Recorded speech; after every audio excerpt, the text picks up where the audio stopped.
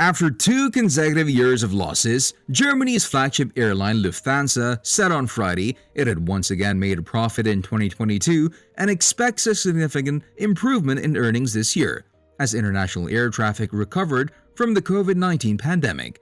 So in this video, we're going to talk about sad A380 news. The video is going to be amazing, so make sure you stick to the end.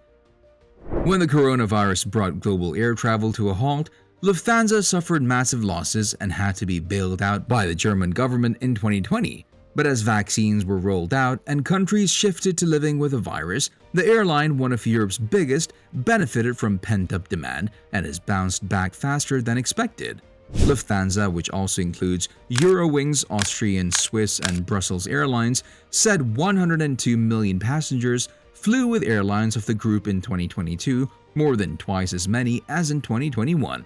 The number of flights offered over the year was expanded to meet growing demand, although Lufthansa noted there was a short-term overload of the overall system during the summer, leading to it and other airlines canceling flights. The aviation giant had repeatedly raised its outlook in recent months as the picture for the sector brightened, passenger numbers more than doubled, and net revenue almost doubled from 2021. Although the figures remain short of pre-pandemic levels. Shares jumped to a 3-year high, gaining more than 5% on Friday, having climbed more than 30% in value since December last year. The Lufthansa Group put the coronavirus pandemic behind it in the 2022 financial year. The recovery in demand was far stronger and unfolded far more rapidly than industry experts had anticipated at the start of the year, prompting us to significantly expand our capacities again. Overall, in the past year, we once again welcomed more than 100 million passengers on board our aircraft, CEO Carsten Spohr said, who has been reappointed for a third term until 2028. Nevertheless, 2022 was a challenging year. The start of the year was still impacted by the spread of the Omicron coronavirus variant.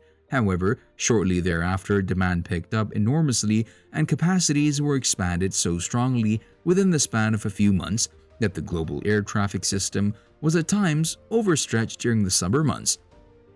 This was mainly attributable to personnel shortages affecting airports, ground handling service providers, air traffic control, and airlines. In addition, the war in Ukraine caused a significant rise in fuel prices. Lufthansa's focus for 2023 is on improving its premium products, which it will do with the introduction of the new Allegris cabins later in the year on the Boeing 787.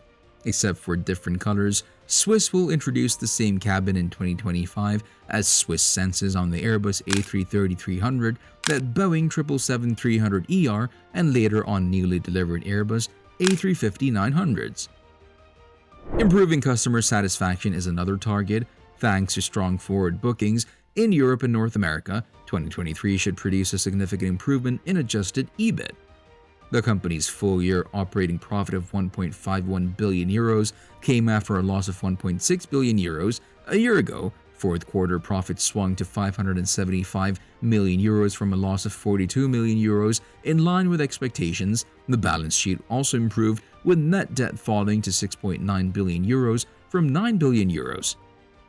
Additionally, the airline announced that the group's supervisory board had extended Carsten Spohr's term as the group CEO by 5 years. The makeup of the order included 10 A350-1000s, 5 A350-900s, and 7 Boeing 787-9s. This current order complements previous orders by the group, which includes the types in addition to the Boeing 777-9. The A350-900s will join a fleet of already 22 strong and a previous order list that included 28 of the type. The 787-9s will join 3 that are currently in service and add to an order list that was 29 strong before the announcement. It was not specified who would receive the aircraft ordered. However, some clues were given for the landing spot of the A350-1000s by a press release issued by the group. It was stated that the 1000s would be deployed on premium heavy markets and include a first-class cabin. So that's it. Please like, share, and comment with your thoughts below if you like this video. Remember to subscribe to see our next video. Stay safe, and we'll be back soon with another video.